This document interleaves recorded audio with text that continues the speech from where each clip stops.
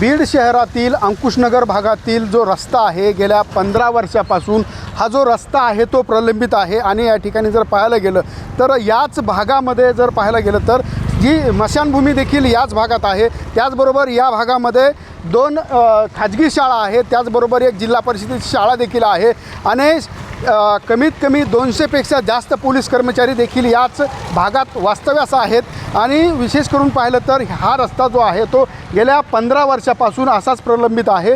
अनेक वेळा जवळपास या भागातील नागरिकांनी एक नव्हे दोन नव्हे तर तब्बल 100पेक्षा जास्त निवेदनं या ठिकाणी दिलेली आहेत आणि या निवेदनाचा काहीही फायदा झालेला नाही। नगरपालिका प्रशासन मात्र उडवाउडवीची उत्तरं बीड शहरातील अंकुशनगर भागातील नागरिकांना देतात।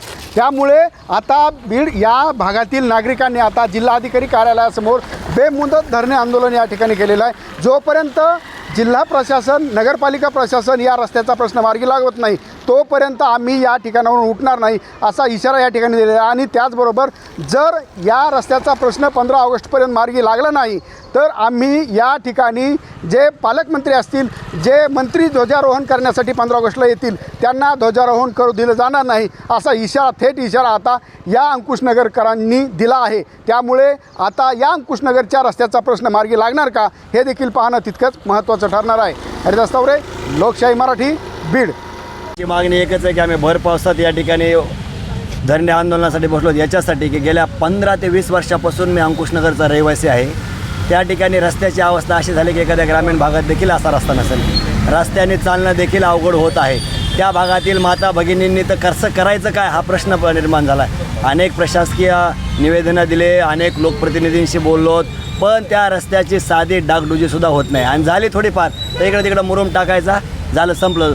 आता पण जिल्हाधिकारी साहेबांनी आम्हाला बोलून घेतलं होतं, आम्ही गेलो पण काही नाही, शेवटी फक्त आश्वस्त केलं साहेबांनी उद्या डिप्युटेशनची मीटिंग होईल त्याच्यामध्ये आम्ही रस्ता घेऊ। हे तर मी स्वतः सामाजिक काम करतो आहे गेल्या 20 वर्षापासून, मी दरवेळेस एवढंच ऐकतो आहे। पण ते नगरोत्थानचा टप्पा बी त्यात बी नाव नाही आमचं, DP प्लॅनमध्ये नाव येत नाही। मग काय अंकुशनगर काय बीड शहराच्या बाहेर आहे का नेमकं?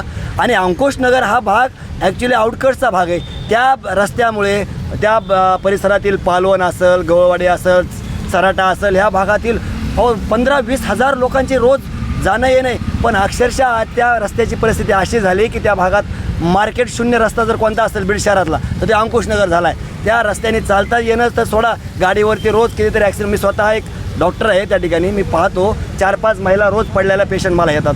याच्यावरून तरी लक्षात घ्या, महिलांची तरी क्यू करावी या प्रशासनाने आणि त्या रस्त्याचं नीटनाटकं करावं। आमच्या तुम्ही पुन्हा किती निवेदन दिले आणि किती तुम्हाला आश्वासन नेमकं कोणी दिलं? मला याच्या अगोदर जे पालकमंत्री होते त्यांना देखील मी निवेदनं दिले, त्यामुळे आश्वस्त करण्यात आलं। या भागाचे लोकप्रतिनिधी असतील, आम्ही सर्वांनीच आमदार असतील त्यांनाही बोललेलो, वेगवेगळ्या सर्वच, आणि प्रशासकीय कलेक्टर साहेबांनासुद्धा याच्या पूर्वी देखील बोललोत आणि आजही आमचा तोच प्रयत्न चालू आहे। दुसरा राहिला विषय नगरपालिकेचे CO साहेब आहेत, त्यांच्याकडेही माझ्या निवेदनाचा गट्टा आहे, माझ्याकडे पूर्णपणे त्याचा प्रूफ आहे। त्याच्या अगोदर जेवढे CO साहेब आले त्यांना मी विनंती केली की बाबा तुम्ही काहीतरी करा, ह्या रस्त्याचं नगरोत्थानच्या टप्प्यामध्ये टाका, तुमच्या पद्धतीने काय करायचं करा, पण आमच्या रस्त्याचं नीटनाटकं करा। पण कसल्याही प्रकारचं त्या ठिकाणी रस्त्याचं काहीही व्यवस्था झालेली नाही। आजही तीच परिस्थिती आहे, गेल्या 20 वर्षापूर्वी तीच परिस्थिती होती। जो अंकुशनगरचा मुख्य रस्ता आहे, मदर तेरेसा चौक ते सराटा रोडपर्यंत जो मुख्य रस्ता आहे तो आमचा अतिशय खराब आहे। कारण सगळ्यात जास्त निवेदन जर प्रशासनाकडे आणि नगरपालिकेकडे गेले असतील तर ते अंकुशनगरच्या मुख्य रस्त्याचे गेलेले आहे, पण त्याच्यावर कधीही कुठलाच निर्णय घेण्यात आलेला नाही। आणि सगळ्यात मोठा प्रश्न तिथं महिलांचा आहे, कारण दुचाकीवर महिला तिथून प्रवास करताना कितीतरी महिला तिथं मोठे मोठे खड्डे झालेले त्यात पडतात आणि त्याची दखल कोणीच घेत नाही। वारंवार आम्ही निवेदन पालकमंत्र्यांना दिले, नगरपालिकेने दिले, पण ते सगळे एकमेकांवर ढकलत आहेत की ते DPTCचं आहे, DPTCमध्ये नगरपालिकेचं आहे, पण आमचा रस्ता कुठंच चालत नाही। अंकुशनगरच्या रहिवाशांचे मतदान चालतात, पण आमचा केलेला रस्ता कुणालाच आमच्या रस्त्याची आठवण येत नाही। त्यासाठी आज आम्ही इथं बेमुदत आंदोलनासाठी बसलेलो आहे। जर आमच्या आता उद्याच्या मीटिंगमध्ये आमचा रस्ता नाही घेण्यात आला तर आम्ही इथं साखळी उपोषणाचा प्रयत्न करतोय आणि आम्ही मोठ्या प्रमाणात मोठं आंदोलन उभं करणार आहे। ची फक्त एकच मागणी आहे, गेल्या 15 ते 20 वर्षापासून आमचा अंकुशनगरचा रस्ता हा इतकी दयनीय अवस्था झालेली आहे, मात्र हे नगरपालिका असेल, जिल्हा प्रशासन असेल, हे दुर्लक्ष करतं आहे। त्यासाठी आम्ही आता या जिल्हाधिकारी कार्यालयासमोर बेमुदत धरणे आंदोलन करत आहोत।